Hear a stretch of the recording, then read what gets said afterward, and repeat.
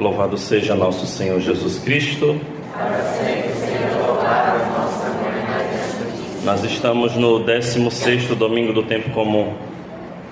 E se você foi à missa na semana passada, eu havia falado, ou pelo menos eu espero que o padre, onde vocês foram na semana passada, tenha dito que nós havíamos começado o capítulo 13. E durante 3 semanas, semana passada, hoje e na semana que vem, nós ouviríamos o quê? As parábolas. As parábolas do reino, não qualquer parábola, as parábolas do reino. A pergunta: quantas são as parábolas do reino? Eu disse semana passada? 7. A primeira parábola, na semana passada, se você foi à missa, mesmo se não tenha vindo aqui, qual foi? A parábola do semeador. Primeira. Hoje nós escutamos mais 3 parábolas. A parábola do joio e do trigo, a parábola da semente de mostarda e a parábola do fermento. Fermento? É isso mesmo? Tem certeza que é do fermento?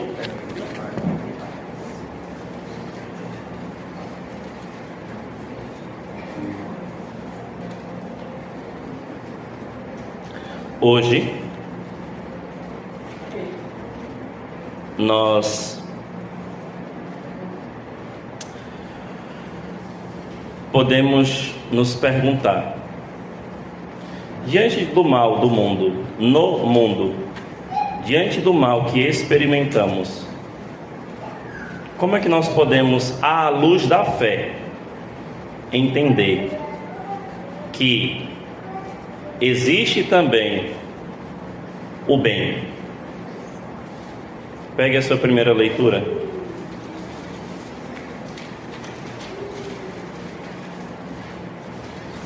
A primeira leitura de hoje, no versículo 13, 16, 17, 18 e 19, nos fala do poder de Deus. E assim começa a leitura: não há além de ti outro Deus. Primeira coisa, existe um Deus, ponto. E nós dizemos no credo que Ele é 2 coisas: creio em Deus e Todo-Poderoso. Então, tenha estas 2 palavras em mente: que Deus, Ele é Pai e que é Todo-Poderoso. E continua o texto: não há além de ti outro Deus que faz o quê? Que cuide de todas as coisas. É a propriedade do Pai. O Pai cuida, o Pai zela, o Pai está atento a cada uma das necessidades dos seus filhos.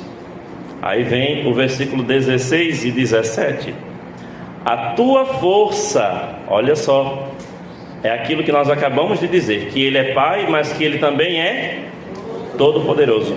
A tua força é o princípio da tua justiça, e o teu sobre todos, que faz para com todos indulgentes. Então, no poder de Deus se mostra a misericórdia de Deus. Repita: no poder de Deus se mostra, se revela a sua benevolência, o seu amor, a sua misericórdia. E qual é o exemplo máximo de onde nós vemos isto? Aqui, na cruz. O poder de Deus manifestado, pregado na cruz, e que entrega a nós o quê? Amor, salvação, misericórdia. E continua o texto: mostras a tua força a quem não crê na perfeição do teu poder, e nos que te conhecem castigas com atrevimento. No entanto, dominando tua própria força, julgas com clemência. Veja, irmãos,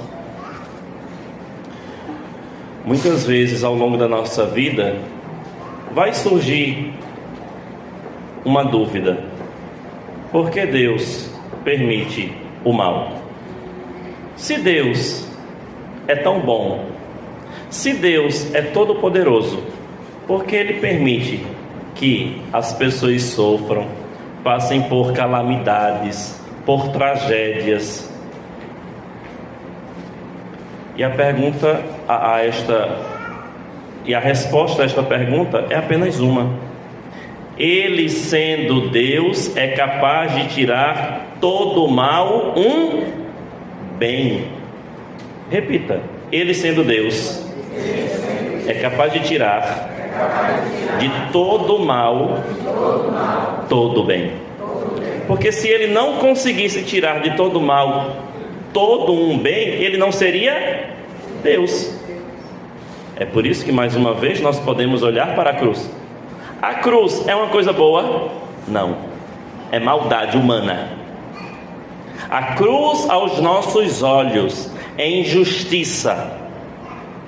Mas Deus transformou o que é mal em salvação. É por isso que nós podemos entrar agora no Evangelho.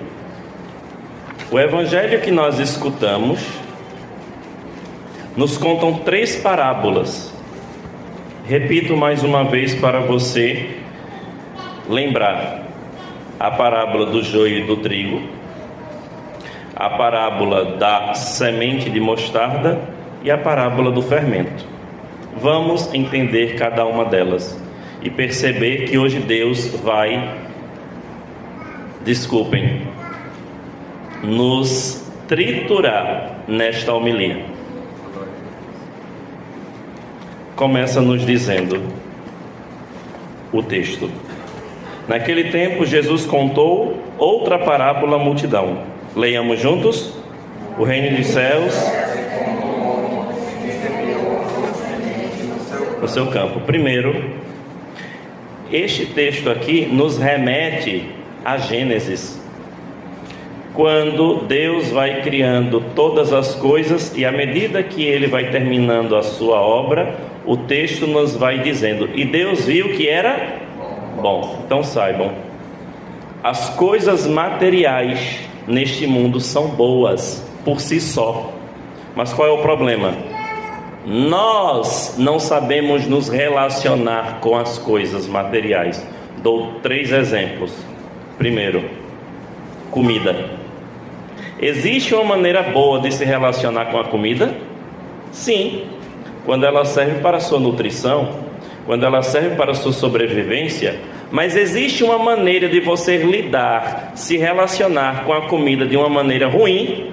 Sim, quando você só come bobagem, só come coisa gordurosa, ou então quando você estraga comida. Viu, senhores? Ou então quando você come em excesso. Depois,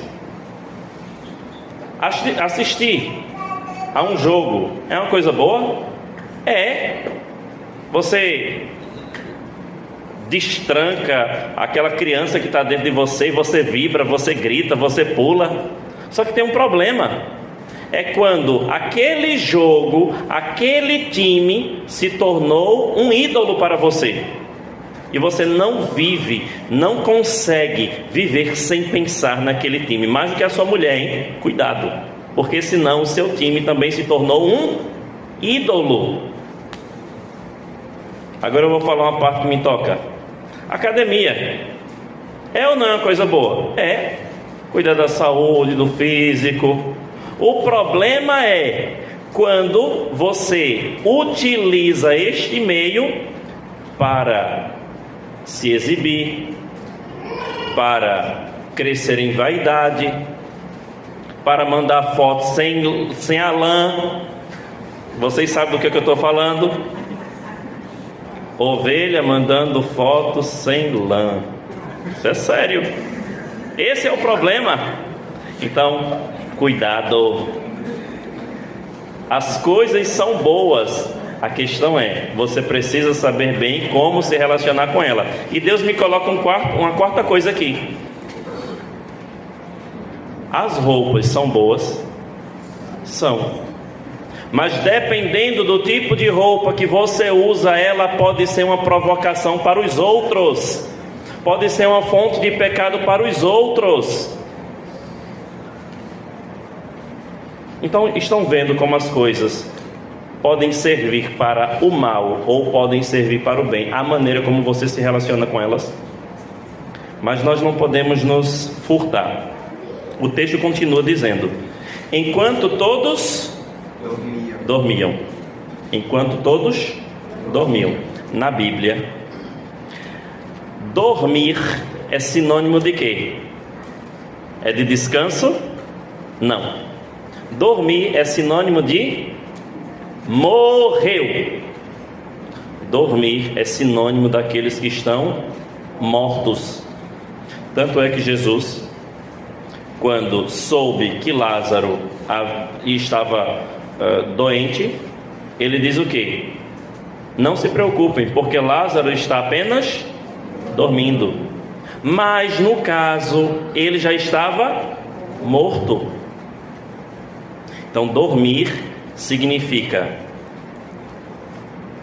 morte. Mas vejam, enquanto todos dormiam, veio o seu inimigo, semeou o joio no meio do trigo e fez o quê? Foi embora. Esta é a ação do demônio na nossa vida. Como que eu sei que uma pessoa já está com o caminho dele plano, aplainado para a estrada do inferno? Quando eu olho para a vida daquele sujeito e eu percebo que pela sua salvação ele não está fazendo nada. Quando alguém já está no caminho do precipício, não precisa ninguém para empurrá-lo. Ele já está ali à beira do precipício. Então vamos entender uma coisa. Para alcançar inteligência é fácil? Imagine, para você alcançar inteligência é fácil? É não. Qual é a principal coisa que você precisa fazer para alcançar inteligência? Oh, só estudar. Se fosse só estudar, uma coisa muito abstrata. Sentar a bunda na cadeira e ler 1, 2, 3, 4, 5, às vezes você lê 10 e não entende uma linha. Agora, quer ser burro? Quer permanecer do jeito que está e não crescer em conhecimento? Não faça absolutamente nada. Por exemplo, quer passar em um concurso? Vai ter que fazer o que, senhores? Pegar edital, ler aquela coisa chata, ver quantas vagas tem, estudar as disciplinas, estudar cada coisa que você só viu no ensino médio. E você não vai esperar cair do céu. Só que às vezes nós achamos que na nossa caminhada de igreja nós não precisamos fazer mais absolutamente nada. Ah, porque eu já vou na missa, né? Não. Aqui é que você se engana. Porque você pode estar dormindo no ponto. Então, para se salvar, eu preciso fazer alguma coisa? Sim ou não? Sim. Mas para me condenar, eu preciso fazer alguma coisa? Não. Permaneça do jeitinho que está. E aqui está a psicologia da tentação. A tentação, em especial quando aparece na nossa vida, ela aparece de uma maneira muito atraente, como comercial de cerveja. Experimenta, experimenta. Só que depois que você cai em pecado, o demônio vai e joga na tua cara que você é um miserável, um infeliz, que você é um desgraçado, pecador e que merece o inferno. Pior ainda é quando você diz assim: eu preciso me confessar. Aí o demônio, mais uma vez, de maneira sutil, já que você já está em um estado de morte, Ele diz assim: para quê? Confessar de novo? Você já não confessou isso na outra confissão? Tu não tem vergonha não? De novo o padre escutar esse mesmo pecado? De novo você falar na porta do padre: padre, me atende 5 minutos antes da missa, pelo amor de Deus. Esta é a artimanha do demônio: fazer com que você permaneça dormindo, ou seja, morto. Por isso que Chesterton, que é um escritor, ele diz o seguinte: só aqueles que estão vivos são os que nadam contra a corrente.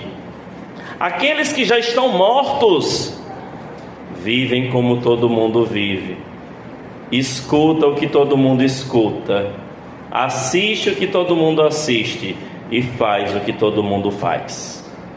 Já estão mortos espiritualmente. Enquanto todos dormiam, veio seu inimigo, jogou, semeou o joio no meio do trigo e foi embora. Mas vejam, aqui nos diz, antes de mais nada, o texto, que Deus semeou o trigo, sim ou não? Sim. Irmão, sabe o que eu vejo quando eu olho para a nossa paróquia, quando eu olho para esta assembleia? Que Deus plantou trigo no meio de nós, que Deus plantou trigo nessa paróquia. Problema: não existe só trigo. Não existe só trigo. Por isso eu quero trazer uma boa e uma má notícia. Vocês querem que eu comece por onde? Amar? Vixe, Mário, vocês vêm para a igreja só para ouvir coisa ruim? Eu pediria era coisa boa primeiro. Vamos começar pela boa notícia. A boa notícia é que você é trigo, sua criatura. Tu não fica feliz com isso, não? A boa notícia é que você é trigo. E a má notícia é que você não sabe se a pessoa que está do teu lado é joio. Ou você pode ser o joio, ou este que vos fala pode ser joio também. Joio não é uma palavra muito própria da nossa cultura, nem da nossa agricultura. Mas o que é o joio? O joio é uma planta muito parecida com o trigo, só que tem pelo menos 3 diferenças. A primeira diferença: frutos. O joio não dá fruto. E quando eles estão crescendo, para identificar o que é joio e o que é trigo, o caule do trigo, ele se inclina. O joio não, ele fica ereto. Então quando você arranca um joio que esfarela o joio na mão, não fica absolutamente nada, é pó. Agora, se você pega o trigo na mão e esfarela, ficam as sementes. Primeira característica para identificar a diferença. Depois, o cheiro. O joio tem um cheiro e o trigo tem outro. E por fim, se você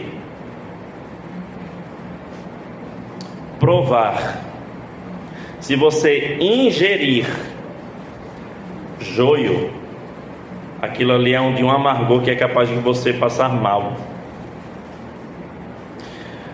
Aqui a gente já entende uma coisa: que todos nós em algum momento podemos nos tornar joio por infelicidade. Por infelicidade, ao longo da nossa vida, nós não somos só trigo, não. Quem já fez uma confissão geral comigo sabe muito bem que uma das coisas que eu sempre falo, depois que a pessoa confessa, é: seja sincero. E se Deus te chamasse no dia de hoje, qual seria o teu destino eterno? Porque nós não somos limpinhos o tempo todo. Nós não somos santos 24 horas. Os 34 anos da minha vida vividos aqui, tem muito lamaçal mergulhado no pecado também, infelizmente. Nós podemos olhar para o nosso coração com 5 minutos de sinceridade, não precisa nem 10. 5 minutos de sinceridade para ver as nossas incoerências, a nossa falta de zelo, de piedade, de paciência, de amor, de paciência, de caridade, de sacrifício, de doação, de entrega. Nós podemos olhar para o nosso coração e ver que existem muitos ídolos, muito joio ainda na nossa vida. A inveja, a ira, a calúnia, a difamação, a mentira, o orgulho, a prepotência, a arrogância, a falta de perdão. Será que eu estou falando com santos que já estão no céu? Não. Mas no meio da igreja também existe joio. Por que eu digo isso? Para que ninguém fique escandalizado com qualquer pecado que seja, de quem quer que seja. Para vocês terem uma ideia, até os padres podem ser joio dentro da igreja, viu? Até os bispos podem ser joio dentro da igreja. Oxe, padre, o senhor falando mal da sua classe, o que é que eu vou fazer? Vou citar 5 exemplos. 5. Repitam comigo: arianismo, nestorianismo, macedonismo, protestantismo, colégio apostólico. Vamos lá, parece que não tem nada a ver uma coisa com outra. As 4 coisas que você disse são heresias. Vamos descobrir quem eram os homens que criaram, que defenderam essas heresias. Primeiro, qual foi a primeira heresia? Arianismo. Arianismo negava que Jesus, ele era Deus. Jesus não é Deus, é só uma criatura. Heresia. Quem foi que defendeu essa heresia? Diga assim com um sorriso nos lábios: graças a Deus. Graças a Deus. Não foi um leigo. Foi o quê? Um pouco mais acima do padre. Foi um bispo. Depois, nestorianismo dividia Jesus em 2 e negava que Maria era mãe de Deus. Nestório era um bispo. Graças a Deus ele era um herege. Ele era um herege. Macedonismo negava que o Espírito Santo ele era Deus. Macedônio era um bispo. Graças a Deus ele não era mas ele foi e se tornou um herege. 4, protestantismo. Um homem que no século XVI, em 1517, nega toda a fé católica e divide a cristandade em um racha que perdura até os dias de hoje, chamado protestantismo. Quem foi esse infeliz das costas ocas? Martinho Lutero. E ele era o quê? Um frade católico que celebrava o quê? Missa. Misericórdia. Misericórdia não, porque ainda falta aquele membro do colégio apostólico. E quem foi o membro do colégio apostólico que Cristo escolheu e mesmo assim o traiu? Quem? Judas. Então vamos dizer assim, menos, né? Você está achando que os membros da hierarquia da igreja são perfeitos? Desculpa, nem os membros do colégio apostólico eram. Existe muito trigo dentro da igreja, mas existe também muito joio. Para vocês terem uma ideia, existem hereges até o dia de hoje. Vou dar um exemplo, contar uma história. Certa vez eu assisti um casamento, e após o casamento um casal veio conversar comigo. E eu fiz aquela pergunta: vocês já são casados? E qual foi a resposta deles? Não. Aí eu disse assim: mas vocês participam da igreja? E eles disseram o quê? Todo domingo. Eu já comecei a estranhar. E eu perguntei: mas vocês comungam? Qual foi a resposta? Piedosamente. É claro que não disseram piedosamente.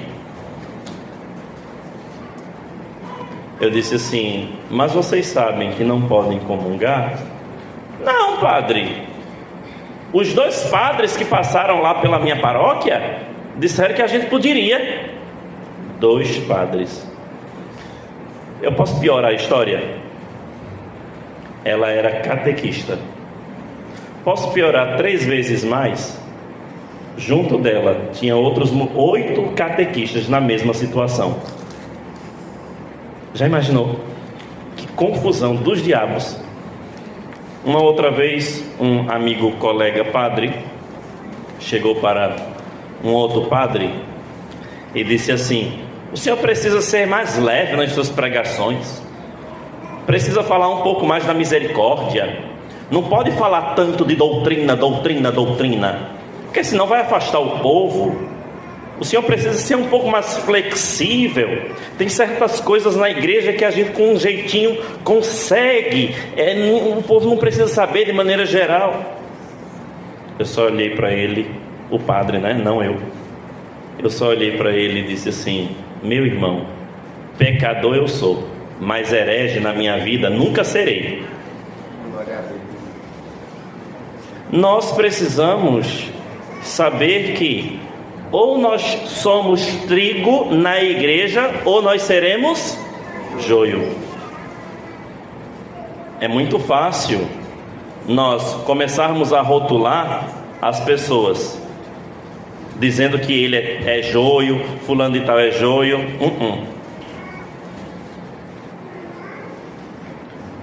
Nós temos essa mania de querer rotular as pessoas, de colocar em grupos. Sabe qual é a melhor coisa de nós estarmos na igreja? É porque nós não queremos ser juízes da alma de seu ninguém. A melhor coisa de estar na igreja é que nós queremos ser trigo e não queremos rotular as pessoas de maneira alguma. A nossa preocupação não é se o outro é trigo. A minha maior preocupação é se eu sou trigo ou se eu estou sendo joio.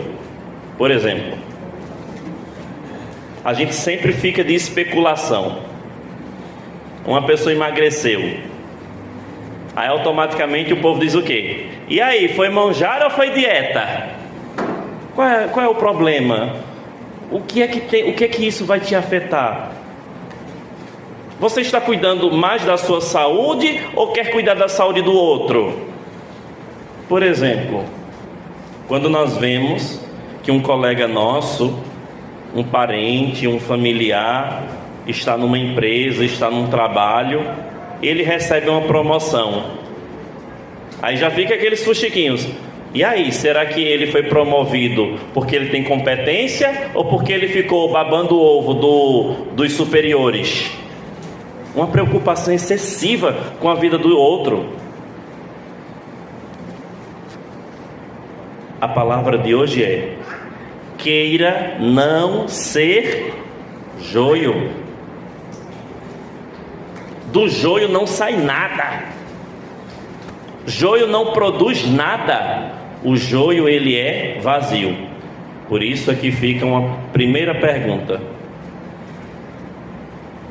quem é trigo na igreja está produzindo frutos? Repita: quem é trigo na igreja está produzindo frutos. Quais são os frutos que você está apresentando? Do seu trabalho mesmo, da sua colaboração. Quais são os frutos que você está dando para a tua comunidade local, para a tua paróquia? Ser trigo dentro de uma paróquia é arregaçar as mangas e dar o sangue por ela também.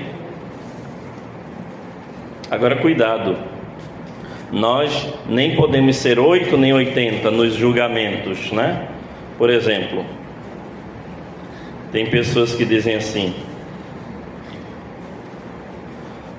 padre, eu me tornei ganancioso, hoje eu só penso em dinheiro, hoje eu só penso em ter uma renda mais estável. Aí, o problema contrário é que a pessoa diz assim: e hoje eu não tenho mais tempo com a minha família. Eu conheço aqui nesta cidade um sujeito que trabalha de domingo a domingo para sustentar a família e não pisa os pés na igreja. Ele está sendo joio ou está sendo trigo? É claro que nem um nem outro, porque você não é juiz dele. Nós podemos perceber as ações e os frutos que ele está produzindo, mas quem vai dizer se ele é joio ou se ele é trigo é Deus, não você nem eu. Ele que precisa se analisar. O problema é não trabalhar? Não, o problema é trabalhar em excesso. Um outro exemplo: quem gosta de umas biritas aí, final de semana, de beber, de tomar uma cervejinha, é pecado beber? Não. Tem gente que destrava até a língua, tem gente que vai dançar até Michael Jackson. É, meu filho, é assim. O problema é quando você passa dos limites. O problema é quando de trigo você se transformou em joio, criatura. Então, um trigo pode se transformar em joio, entre aspas? Pode. Quando você se torna mau exemplo. Por exemplo, outro exemplo. Ficou até vermelho. Por exemplo, vou fazer uma faculdade. Isso significa que você vai ter que deixar a sua família de lado? Não, mas cuidado, porque senão a faculdade pode tomar, inclusive a tua vida espiritual. Tem gente que em semana de prova falta a missa do domingo. Está sendo joio ou está sendo trigo? A pessoa precisa se questionar diante de Deus. Por exemplo, tem gente que diz: ai, eu não tenho tempo para ir na igreja, não tenho tempo de rezar o terço, não tenho tempo de ir na missa, não tenho tempo de ler a palavra. Tá. O problema não é o tempo. O problema é a má administração do nosso tempo em tantas coisas inúteis que não fazem com que nós produzamos fruto. Olhe o tempo de tela que você gasta nas suas redes sociais e não venha me dizer que você não tem 20 minutos do seu dia para rezar um terço. Não venha me dizer que você não tem 40 minutos do seu dia para vir à missa durante a semana.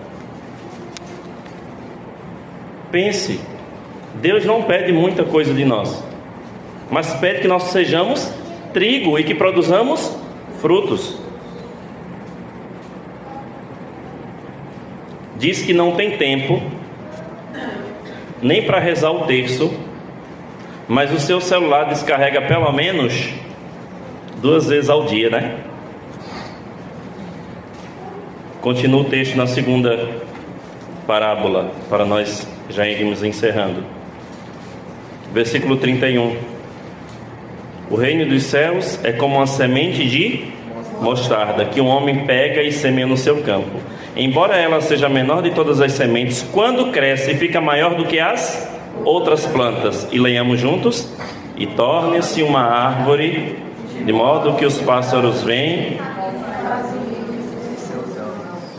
Você está disposto a cada vez que crescer abrigar mais pessoas junto a si? Você está disposto a ir ganhando relevância, mas fazendo com que todas as pessoas estejam mais próximas e sejam auxiliadas por você? Porque tem gente que quanto mais cresce, mais quer pisar nos outros. Começa a enxergar nos outros os seus inimigos. Isso não é ser trigo, é ser joio. Você está disposto a cada vez crescer, a ir se despojando de toda superioridade? Você está disposto a cada vez que crescer profissionalmente, ser mais humilde e a reconhecer que foi Deus e não você? O meu sacerdócio, por exemplo, o meu sacerdócio serve para isso. E às vezes vem uns pássaros chato, é uns carcará, é uns urubu que chega aqui nesse sacerdócio. Mas eu tenho o quê? Que suportar essas avezinhas. Tem uns sabiás, tem uns beija-flores que chegam, fazem ninho, estão próximos do meu sacerdócio. Mas eu digo para vocês, tem cada urubu que às vezes eu preciso atender, que eu digo assim: misericórdia, Senhor. Eu não posso escolher para quem é o meu sacerdócio, mas ele precisa crescer e atrair as pessoas para junto de si. Por exemplo, eu sei que tem gente que reclama do tempo de homilia, do tempo de pregação, mas o meu sacerdócio está edificando a tua vida? Pronto, então vai ter que aguentar, da mesma forma que eu aguento vocês. E por último, a terceira parábola, para nós já encerrarmos, versículo 33. O que o versículo 33 nos diz? Jesus contou-lhes ainda uma outra parábola. Leamos juntos, pelo amor de Deus. Abre tua boca. O reino dos céus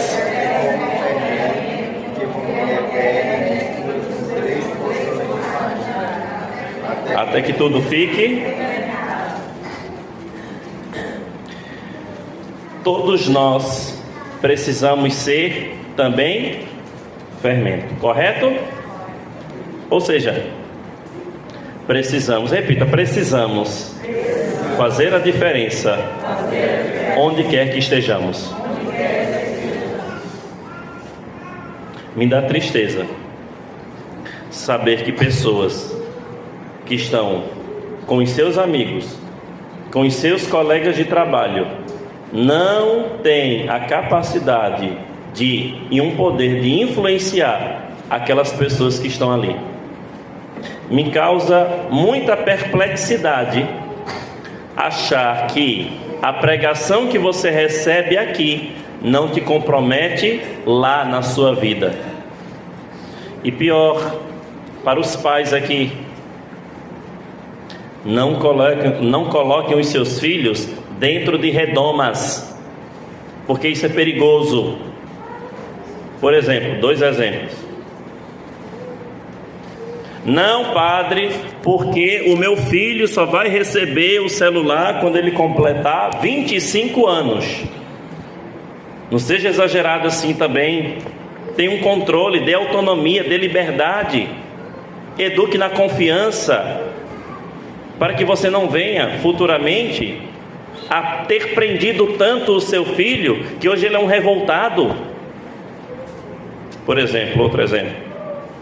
Não, porque Deus o livre de colocar o meu filho em uma escola de ensino estadual. Aí vai prender o menino dentro de casa e você não vai mais dar educação para ele? Os vossos filhos vão ter que se misturar com todo tipo de gente. Com quenga, com lésbica, com prostituta, com gente que não presta, com maconheiro, com comunista, com petista. Ops. Vai ter que se misturar com todo tipo de pessoa. Não importa. A questão é, você está educando ele para ser um bom cristão, para ser trigo, A grande questão é, meus irmãos, nós temos um poder de influenciar e às vezes duvidamos disso, de influenciar os nossos amigos, os nossos familiares. Precisamos ser fermento, precisamos produzir fruto. Dizia, me vem agora, certa vez perguntaram a Santo Inácio de Loyola: se você já estivesse no céu e tivesse que voltar, por qual motivo você voltaria? E Santo Inácio disse: eu voltaria para resgatar mais e mais almas e mais pecadores. Quantas almas precisam ser resgatadas das convivências de vocês? Aí você precisa se perguntar: nas minhas convivências com os meus amigos, eu tenho sido mais trigo de Deus ou mais joio, que vai ser jogado, separado e queimado no quinto dos infernos? É ser fermento, é ser trigo, é ser em especial semente de mostarda. É isso que Deus espera de nós ao longo desta semana e até o fim da nossa vida.